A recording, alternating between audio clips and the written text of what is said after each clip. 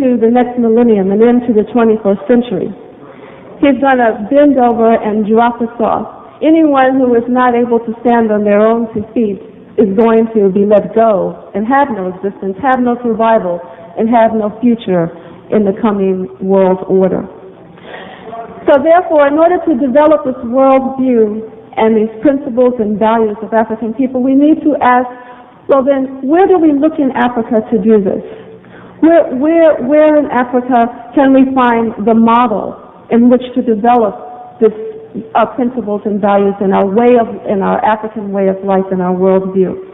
If we wanted to choose a particular African nation, a tradition, a culture that has a world view and to use as a basis for reconstructing an African world view, I am here to suggest tonight that we look at Kemet, that Kemet is our most logical choice.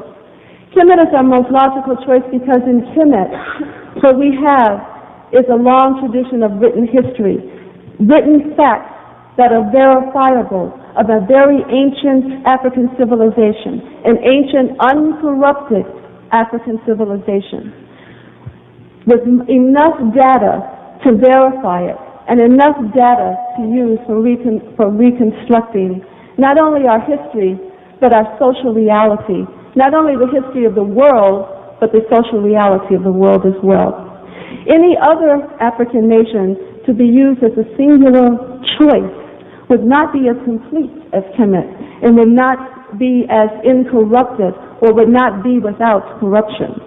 For example, if one were to choose a particular nation in Africa or cultural group to identify with, which is something that we often do here in the United States. For example, let us say that we chose the Yoruba nation to identify with that, to find in ourselves a way of life and cultural traditions and a world view with its orishas and its rituals and its divination and its customs and its traditions. We cannot say that one particular group in Africa can truly be reflective of all of Africa, can truly be reflective of the worldview, the way of life, the culture, the traditions, the rituals, even the spirit of all African people. Each African nation has its own specific traditions and customs, rituals, and belief systems. And if we chose, for example, the Yoruba to be the basis of our spirituality and to look there for our African traditions and a way of life for the future of African people, it would not be the same as for the Kikuyu. It would not be the same as for the Maasai. It would not be the same as for the Dogon. It would not be the same for any of the 250 other peoples of Africa. There's a great diversity in Africa. There are over 250 different languages, which means that there are over 250 different cultural groups in Africa, each with their own traditions, their own customs, their own rituals, their own belief systems, their own patterns, cultural patterns, and their own way of life.